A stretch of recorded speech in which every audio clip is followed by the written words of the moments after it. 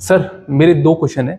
First question ये है कि राष्ट्रीय मिलिट्री स्कूल में क्लास 9th के बच्चों के लिए सिलेक्शन लेना कितना मुश्किल है? देखो सर, क्लास 9th में क्या है, राष्ट्रीय मिलिट्री स्कूल में वैकेंसी तो बहुत कम है। हाँ जी। तो लगभग आप मान के चलो 60-70 वैकेंसी टोटली होती है। हाँ जी। उसमें भी अलग अलग रिजर्वेशन होगी। तो अगर क्लास 9th का कोई बच्चा सिलेक्ट हो रहा है आरएमएस में, हाँ जी, बहुत ही मुश्किल है।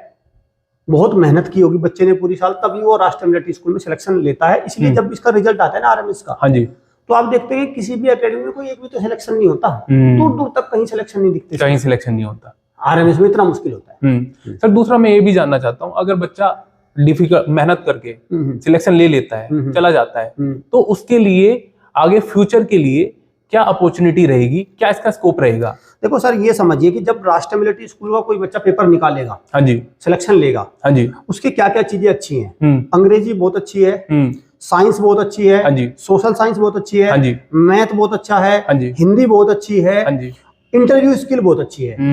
अब आप मुझे बताओ, कोई चीज ऐसी बच गई जो उसकी अच्छी ना हो? बिल्कुल। फिजिकल वो फिट होता है जब भी जाएगा। बिल्कुल सर।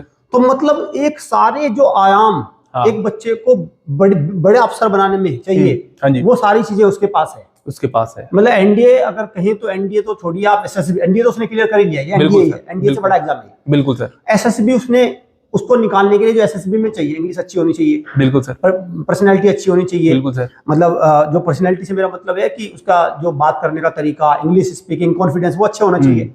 तो मतलब जब वो ये सारी चीजें उसके पास अच्छी हैं, हाँ जी, तो फिर आप ये समझिए कि उसका करियर तो बनना, सर वो तो बन ही गया, जब उसने वो पेपर ही निकाल लिया। अब तो ये है कि उसको जो जिसमें सेक्टर में ऑफिसर बनना है, हाँ जी, वो उसमें बन सकता है, जाके बन सकता है ना। इसीलिए तो इतना कंपटीशन के बाद जाता है बच्चा सेलेक्ट होके। इसलिए तो इसमें कट ऑफ भी आप देखें तो 200 में से 170-80 नंबर लाने होते हैं। सर जो बच्चा 170 नंबर लाएगा सारे सब्जेक्ट में, तो टैलेंटेड बच्चा तो वो होता ही है, हर तरह से टैलेंटेड वो होता है। तो आप ये समझो कि अगर बच्चा राष्ट्रीय मिलिट्री स्कूल में पेपर की तैयारी करता है और अच्छे से नंबर लाता है, तो उसका करियर 100% सीमेंटेड करियर जिसे कहते हैं, नौकरी पक्की, ऑफिसर पक्का, ऑफिसर वो आप मान के चलिए है। बिल्कुल सर।